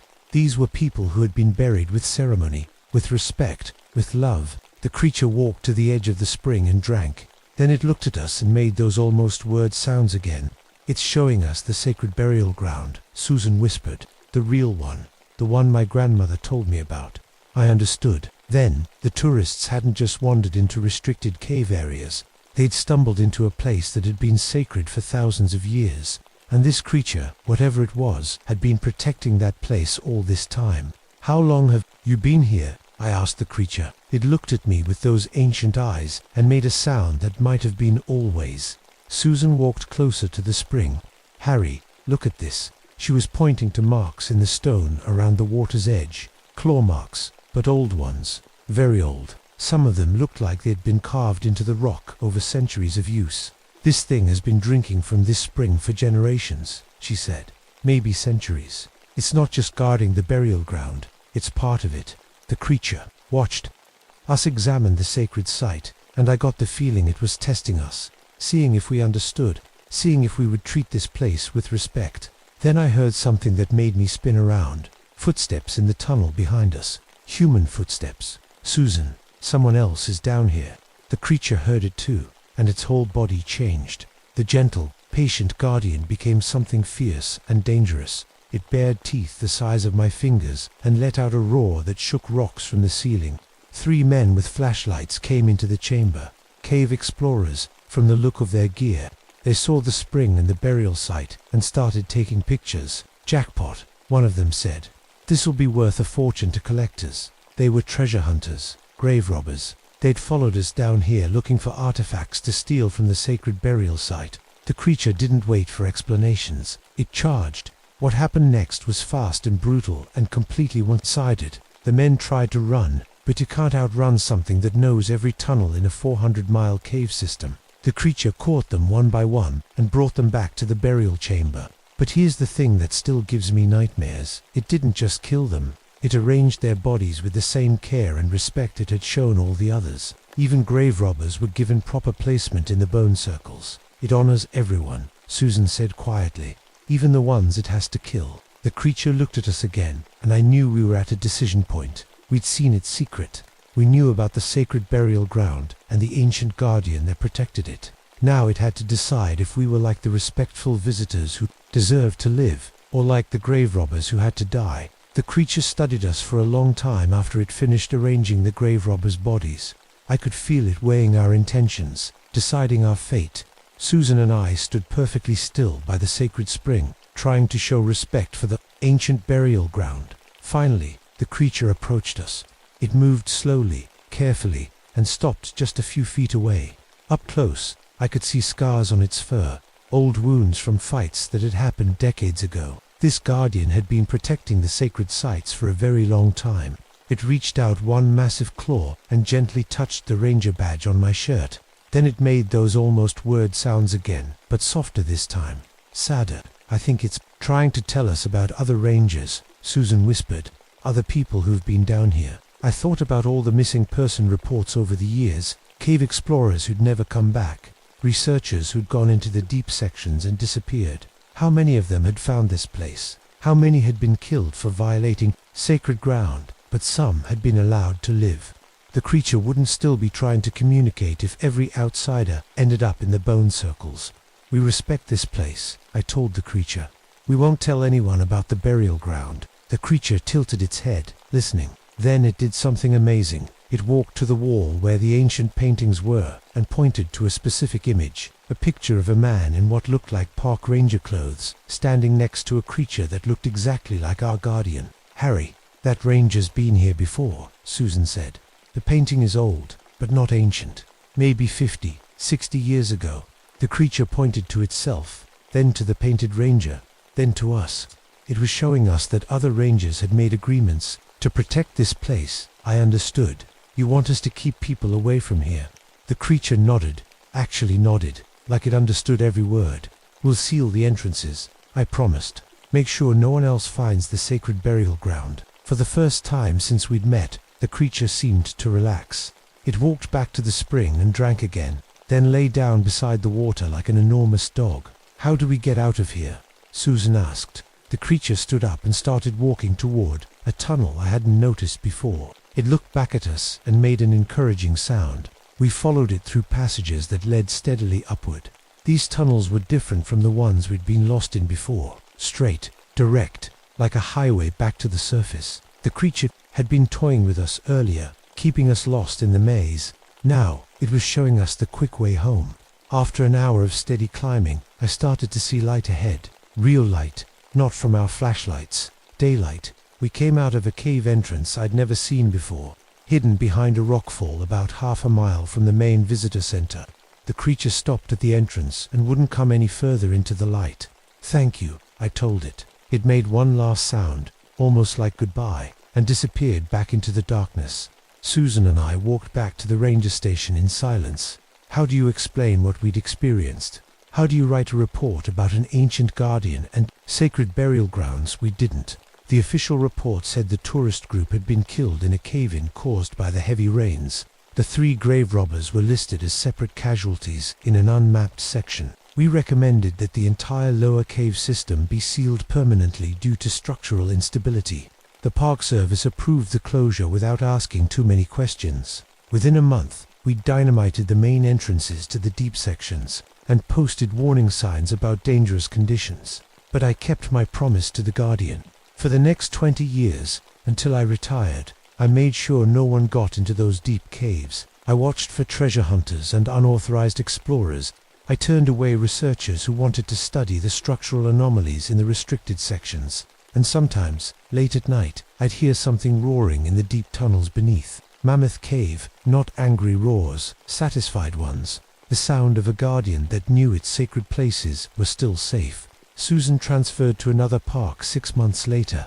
She said she couldn't stop hearing the voices of the ancestors calling. From the burial chamber, I understood. Some experiences change you forever. I stayed because I'd made a pact. The creature had trusted me to protect its secret, and I wasn't going to let it down. On my last day as a ranger, I hiked out to the hidden cave entrance where the Guardian had led us to safety. I left a note wedged in the rocks, information for whoever took over my protection duties, instructions about what signs to watch for, which areas to keep sealed, and why some places in the caves should never be explored. I also left a warning: the deep caves have a guardian. It's old, intelligent, and protective of sacred burial sites. Respect the agreements that have been made. Some secrets are worth keeping. I'm 73 now, living in a cabin just outside the park. Sometimes tourists ask me about the sealed cave sections and whether the stories about strange roars are true. I tell them the caves are dangerous and some parts should be left alone. I don't tell them about the ancient creature that still guards the sacred burial grounds, or about the pact I made to protect its secret. But on quiet nights, when the wind blows just right, I can still hear it roaring in the depths of Mammoth Cave, the sound of something very old and very patient, keeping watch over places that are holy. Some guardians have been waiting longer than we've been walking, and some promises are meant to last forever. My name is Michael Riversong, and I've been a park ranger at Lake Tahoe for 13 years. People always ask about my last name. It's half Swedish from my dad, half Paiute from my mum. Riversong means flowing water melody in the old language, something my grandmother taught me before she passed. I'm 35 now, and I've seen things in these waters that would make most people pack up and leave. But I stay because this lake saved my life once, and I owe it that much. Before I became a ranger, I was a Navy diver. Lost my diving partner, Tommy, in a training accident off the coast of San Diego. 1 minute we were checking equipment, the next minute his airline got tangled in some wreckage. By the time I cut him free, it was too late. The guilt ate me alive for months. That's when I came here, to these clear blue waters, looking for peace. Lake Tahoe stretches 22 miles across, sitting right on the border between California and Nevada. In some places, it drops down 1,645 feet, deeper than the Empire State Building is tall. The water is so clear you can see 30 feet down on a good day. It's beautiful, peaceful, the kind of place that makes you believe the world still has magic in it. I thought I knew everything about this lake. I was wrong. July 15th, 1991, started like any other summer day. The morning was perfect, not a cloud in the sky, water calm as glass. I was getting ready for my patrol when the radio crackled to life. "Mike, we need you at Emerald Bay immediately. Multiple boat accident." I grabbed my gear and headed out on the ranger boat. The scene waiting for me there made my blood run cold. 7 boats, scattered across the bay like broken toys. 3 had sunk completely. 4 others were floating upside down, their hulls shining wet in the morning sun. Bodies floated in the water, life jackets doing nothing to help the dead. "What happened?" I asked Sarah, another ranger who'd arrived first. "Nobody knows," she said, her voice shaky. Weather was perfect. No wind, no waves. These boats just ... turned over. I'd pulled 12 bodies from the water by noon. 12 people who'd been laughing and enjoying a perfect summer morning just hours before. The survivors, only 6 of them, kept saying the same thing over and over. Something came up from below. It was huge, bigger than our boat. I thought they were in shock. People see all kinds of things when they're drowning, when their brains are starved for oxygen. But then I looked at the boats themselves. The damage wasn't from hitting rocks or each other. These boats had been attacked. Massive gouges ran along the hulls, too big and too deep to be from any fish I knew. One boat had holes punched clear through the fiberglass, like something with enormous teeth had bitten right through it. Dr. Jennifer Morningstar arrived that afternoon. She was a marine biologist from UC Davis, called in to study the lake's ecosystem. I'd worked with her before. Smart woman, practical, the kind of scientist who dealt in facts, not fairy tales. "I've never seen damage like this," she said, running her hand along one of the gouges. "These marks, they're from something organic, something alive." "How big?" I asked. She measured the bite marks with her equipment. Her face went pale. "If these measurements are right," she said slowly, "we're talking about something 60 feet long, maybe bigger." That night, I couldn't sleep. I kept thinking about the survivors' stories, about the look in their eyes when they talked about what they'd seen. These weren't crazy people or attention seekers. They were regular folks, families on vacation, local fishermen who'd been on this lake their whole lives. Something had killed 12 people in perfect weather, in waters I thought I knew better than my own backyard. I'd been diving in combat zones, in hurricane swells, in Arctic waters cold enough to stop your heart, but that night, looking out at Lake Tahoe's dark surface, I felt afraid of the water for the first time in my life. I just didn't know how afraid I should be. The next morning, I met Dr. Morningstar at the marina. She'd brought sonar equipment, underwater cameras, the works. If there was something big living in the lake, we were going to find it. The locals have stories, she told me as we loaded her gear. They call it Tessie, like the Loch Ness Monster, but American. I nodded. My grandmother had told me those stories when I was little. The Paiute people talked about a guardian spirit that lived in the deep waters, protecting sacred places from those who would harm them. But those were just stories, weren't they? Tourist nonsense, I said. Lake monsters. Bring in money. We headed out to the deepest part of the lake, where the sonar readings got weird. Dr. Morningstar dropped her equipment over the side while I kept the boat steady. Getting some strange readings, she said, staring at her screen. There's definitely something down there, something big. The water around us was perfectly calm.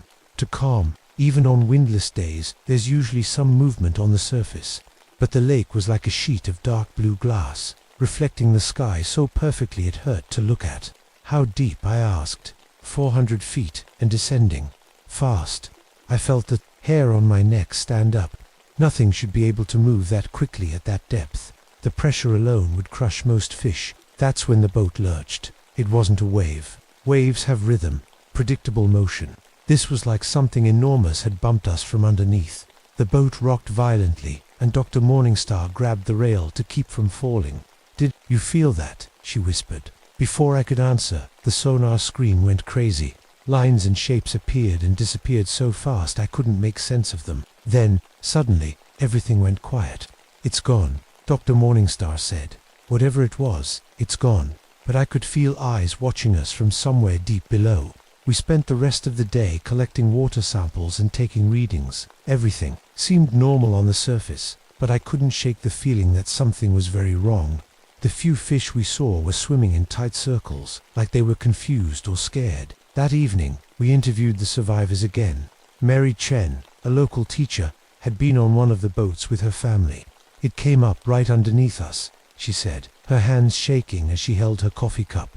I saw part of it through the water. It had a neck like a snake, but bigger, much bigger. How much of it did you see? Dr. Morningstar asked gently. Just the head and neck. But the neck alone was longer than our boat, and the head, ... She shuddered. It had eyes like a crocodile, but smart, like it was thinking. Tom Bradley, a fishing guide who'd been on the lake for 20 years, told us something that made my blood run cold. I've been seeing signs for weeks, he said. Dead fish floating up from the deep water. Not sick fish, not old fish, fish that looked like they'd been scared to death. And the water temperature's been changing in spots, getting warmer near the bottom. Something big's been moving around down there. We decided to dive the next day. I should have known better. I should have listened to the voice in my head that was screaming at me to stay away from the water. But I was a professional. I had training, experience, equipment.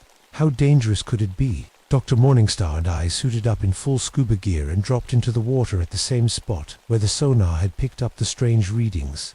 The water was crystal clear for the first 50 feet, then got darker as we descended. At 100 feet, I started to feel like we were being watched. At 200 feet, Dr. Morningstar grabbed my arm and pointed into the darkness below us. Something was moving down there. Something huge. It wasn't swimming the way fish swim. It was gliding, moving through the water like it owned it. As it got closer, I could see it was shaped like no creature I'd ever seen before.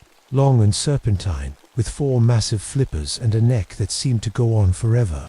The head was the size of a small car. It looked right at us with eyes that were definitely intelligent, ancient, angry. Then it opened its mouth, and I saw rows of teeth bigger than my hand. I grabbed Dr. Morningstar and started swimming up as fast as I safely could. Behind us, the water began to move in ways that defied physics. Currents swirled around us, trying to pull us back down. The pressure changed, making my ears pop even though we were ascending. We broke the surface, gasping and swimming hard for the boat. I'd never been so happy to feel solid fiberglass under my hands. Did you see that? Dr. Morningstar panted as we hauled ourselves over the side. I saw it, I said. Question is, what do we do about it? As if, in answer to my question, the water around our boat began to bubble and churn. Something was coming, up from the depths, something that had been sleeping in the deep places of Lake Tahoe for a very long time, and we had just woken it up. We didn't see its surface that day, but we felt its presence everywhere. The water around our boat stayed, restless, forming small whirlpools that appeared and disappeared without warning. Fish jumped frantically at the surface, trying to escape. Something we couldn't see. We need to go back, Dr. Morningstar said, but her voice said she wanted to stay and study this thing as much as I wanted to run. We need to report this, I replied. Get more people, bigger boats, better equipment. But even as I said it, I knew nobody would believe us. A 60-foot lake monster, in Tahoe. They'd think we were crazy or trying to drum up tourist business. We made it back to shore just as the sun was setting. Dr. Morningstar wanted to analyze her footage and sonar readings. I wanted a drink and a good night's sleep, not necessarily in that order. I didn't get either. At 3 in the morning, my radio crackled to life. Another boat had gone missing.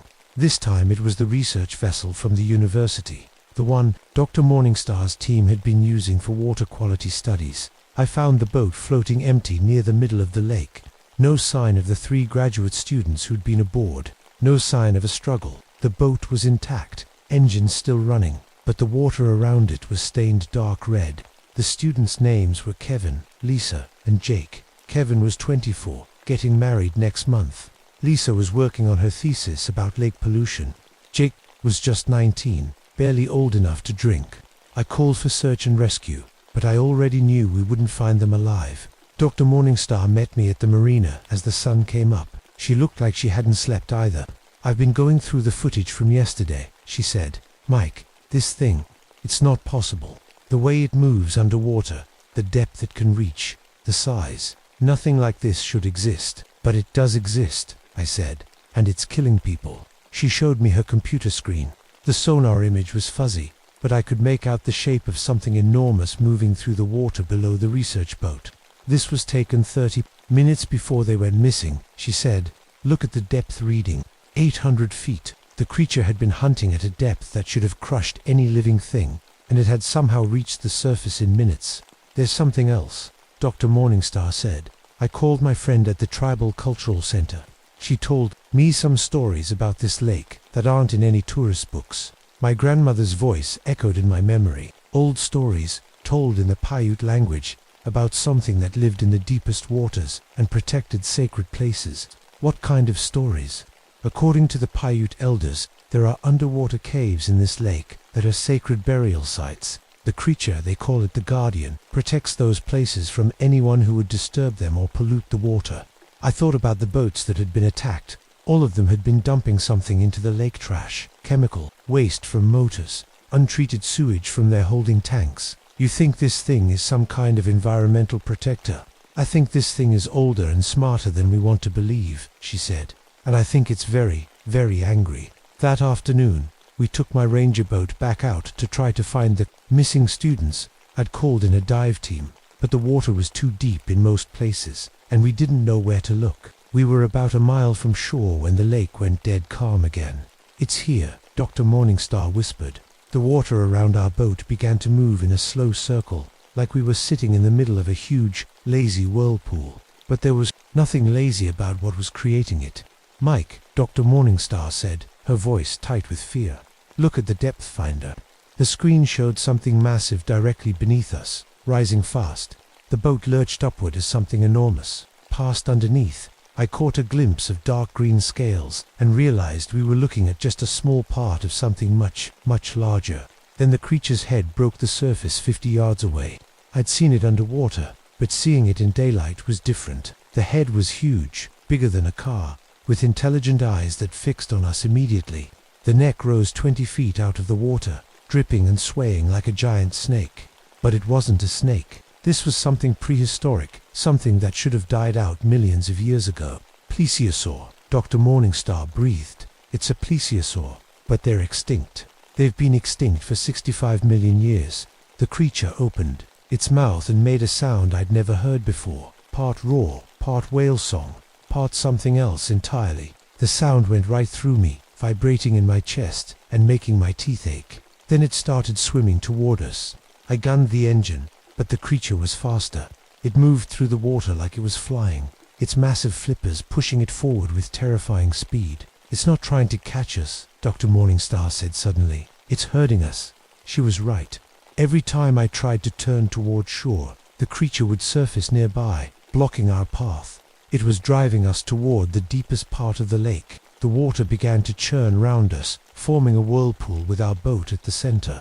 The creature's head appeared again, closer this time, and I could see the intelligence in its ancient eyes. It was communicating something. I could feel it in my head, like a voice that wasn't quite a voice. Asterisk, "You have disturbed the sacred places. You have poisoned the waters. The debt must be paid." Asterisk, Dr. Morningstar grabbed my arm. "Mike, I can hear it too. It's telepathic." The whirlpool was getting stronger, pulling our boat in tighter circles. I fought with the wheel, but the engine wasn't powerful enough to break free. That's when Dr. Morningstar did something brave and incredibly stupid. She jumped into the water. "Jennifer, no!" I screamed, but she was already swimming toward the creature. The massive head turned toward her, and for a moment, everything went still. Dr. Morningstar floated in the water, tiny and helpless next to something that could swallow her in one bite. The creature's voice filled my head again, but this time, it was speaking to her. Asterisk, "You seek to understand, but understanding requires sacrifice." Asterisk, "Jennifer, swim back to the boat," I yelled. She turned to look at me, and I saw acceptance in her eyes. "Tell them the truth, Mike," she called. "Tell them Tessie is real, and she's protecting something worth protecting." The creature's head dipped down toward her, almost gently. Dr. Morningstar reached out her hand and touched the massive snout. Then they both disappeared beneath the surface. The whirlpool stopped immediately. The lake became calm again, like nothing had happened. I waited for 2 hours, calling her name until my voice gave out. She never came back up. I knew then that this creature, Tessie, the Guardian, whatever you wanted to call it, wasn't just a predator. It was something far more dangerous. It was something with a purpose. And I was the only one left who knew the truth. I should have gone straight to the authorities. Should have called in the Coast Guard, the Navy, anyone who would listen. Instead, I sat on my boat in the middle of Lake Tahoe and grieved for a woman I'd barely known but had come to respect. Dr. Jennifer Morningstar had died trying to understand, something that couldn't be understood by science alone. The sun was setting, painting the water red and gold. In that light, the lake looked beautiful and peaceful again. But I knew what lurked beneath the surface now. I knew why my grandmother's stories had always made her look sad when she told them. The creature surfaced again as darkness fell. This time, it didn't try to hide. The massive head rose from the water like a submarine, water cascading off scales, the size of dinner plates. In the moonlight, I could see more of its body, the long serpentine neck, the massive flippers, the barrel-shaped torso that disappeared into the darkness below. "Come," the voice said in my head. Asterisk, "It is time, you understood." Asterisk, I should have been terrified.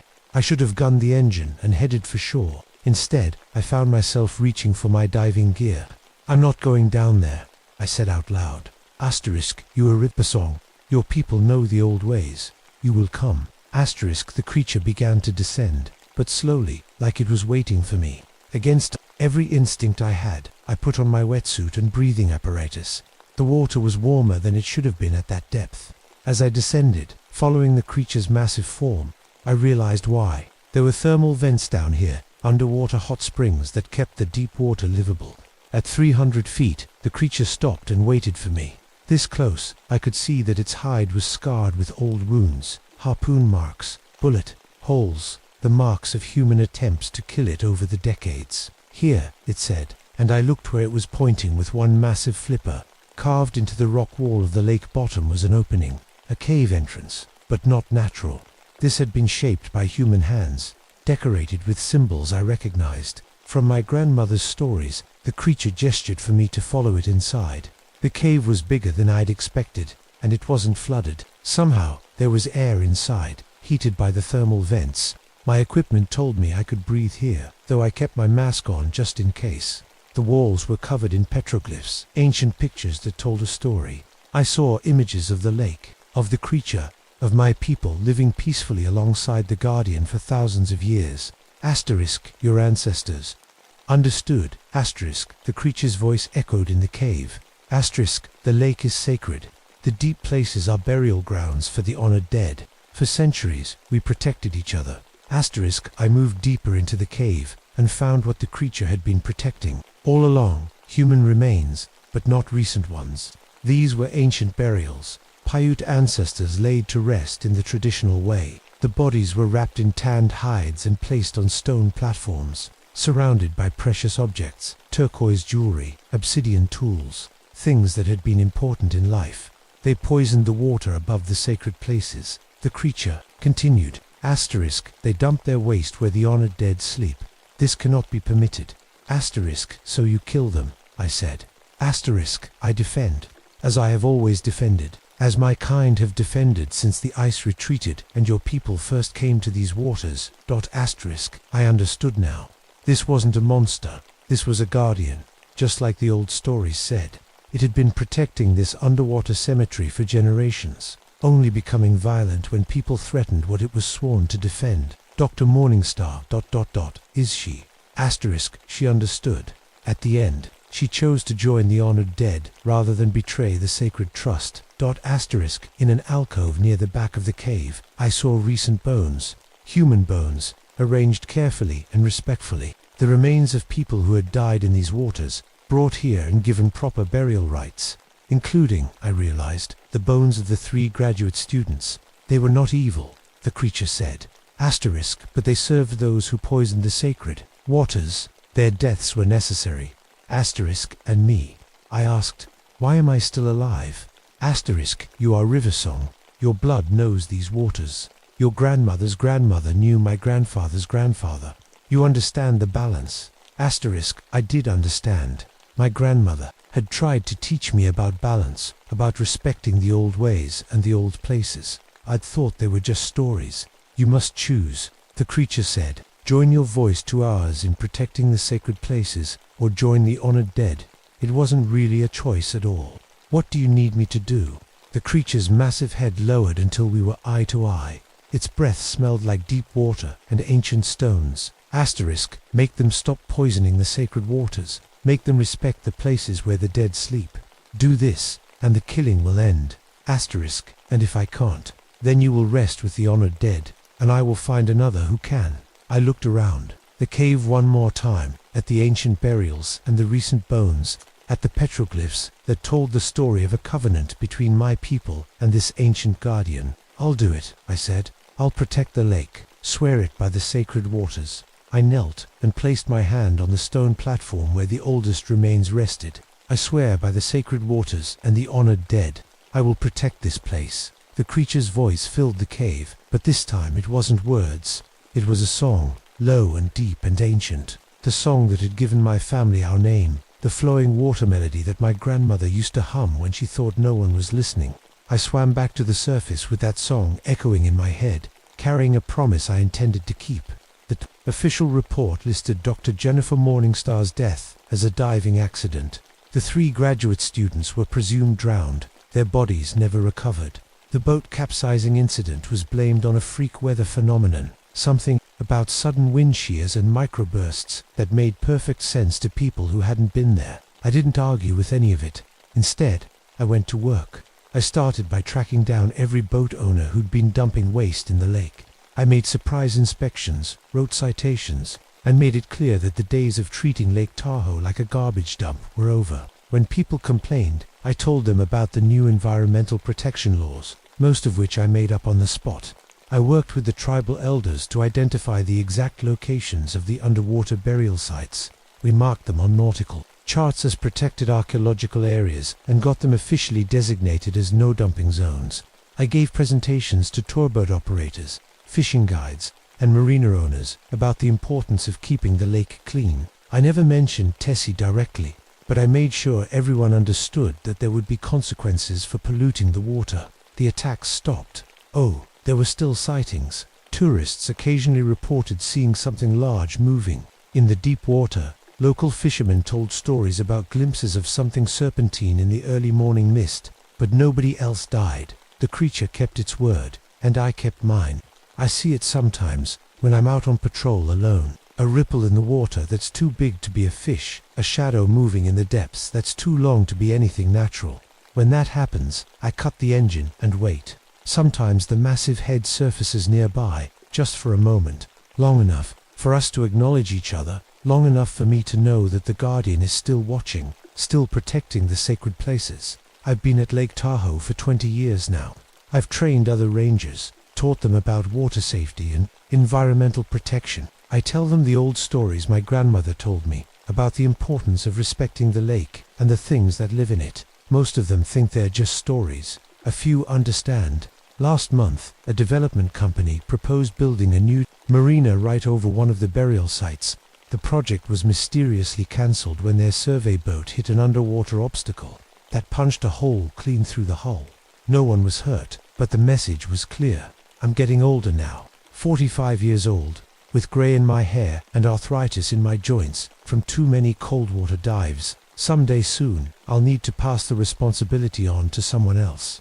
Someone who understands that some places have guardians older than our civilization.